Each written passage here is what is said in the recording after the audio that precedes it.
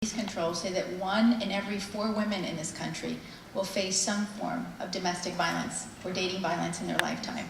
The Violence Against Women Act has been allowed to lapse, to expire, and advocates in Florida are asking that be reauthorized.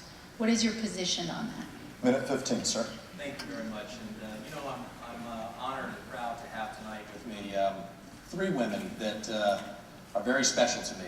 My wife, Mary, who's here, my mother, who's here and the star of our new commercials, and my daughter, who's also here.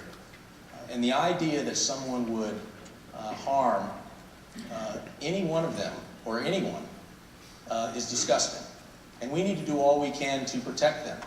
We also need to do all we can to make sure that they have an opportunity. You know, I think about my daughter, and what is it going to be like when she gets older? After she graduates college, you're going to college. After you graduate college, I want to make sure she has a good job.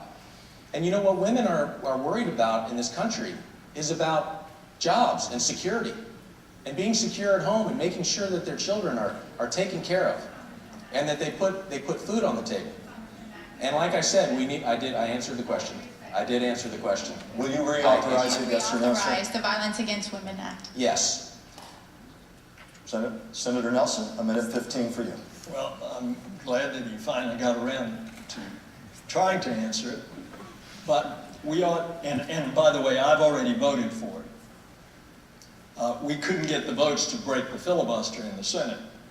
But I think we ought to ask further. Why did the congressman vote against the Lilly Ledbetter bill that would provide equal pay for equal work for women? Senator Nelson, when it comes to the Violence Against Women Act and specifically focusing on domestic violence and funding for these programs. I voted for it. You voted for it with changes, earmarks, specifically for sexual assaults. The advocates in Florida are asking for the reauthorization with no changes. They say that each state would be better suited to determine funding based on each state's needs.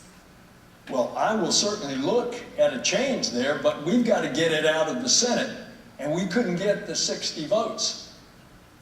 Violence isn't rape a violence. Congressman Mack voted to redefine rape as forcible rape.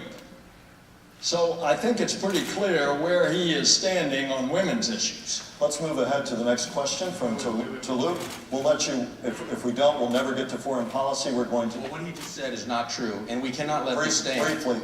Thank you, Congressman. Senator, Very briefly. you need to do a better job of explaining your own record because you're really messing up my record. Apparently, you're looking at somebody else. And it is a shame. Senator, the people of the state of Florida are tired of you saying one thing to them and then going back to Washington, D.C. and voting with Barack Obama 98% of the time. They're tired of that. They want you to look them in the eye and tell them what you're going to do for them instead of what you're going to do for Barack Obama. Senator, 30 seconds. Is that the only line that you have memorized?